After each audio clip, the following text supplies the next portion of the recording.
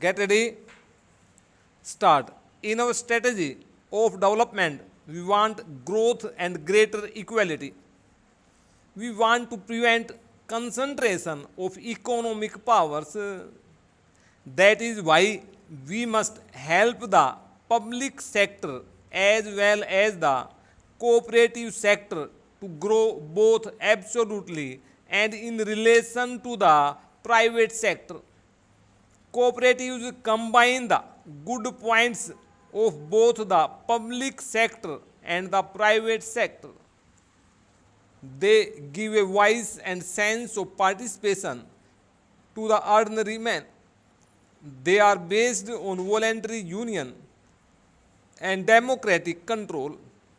At the same time, they can take full advantage of modern large scale management.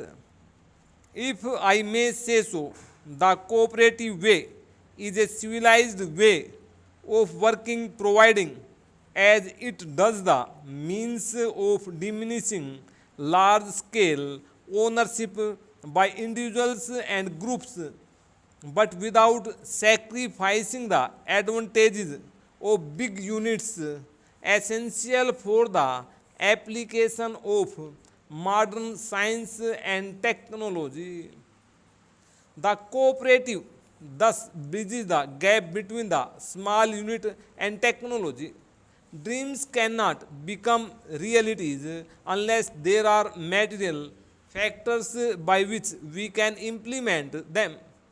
It is only through science and technology that we can supply these material conditions. Even the so called advanced countries assign a major role to cooperatives.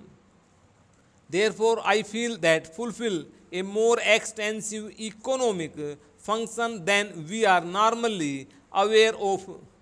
In most European countries, as well as in the United States, cooperation is the ruling principle of agriculture.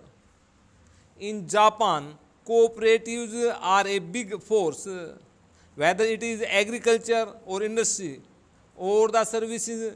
Cooperatives have made spectacular progress since 1950-51 when we took up planning.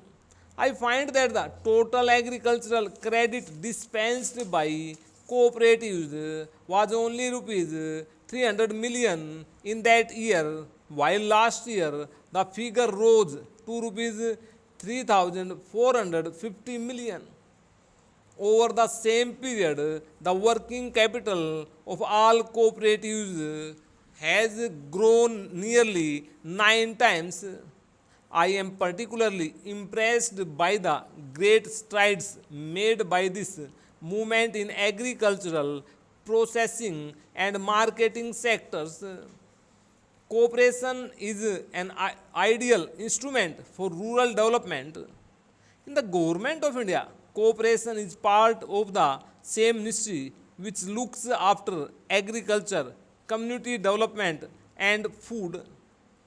But cooperation has a vital role in urban areas as in rural areas. All over the world, urbanization has led to the erosion of people's ability to live a well adjusted corporate life. People might reside together in cities, but they are isolated and lonely and do not seem to live together.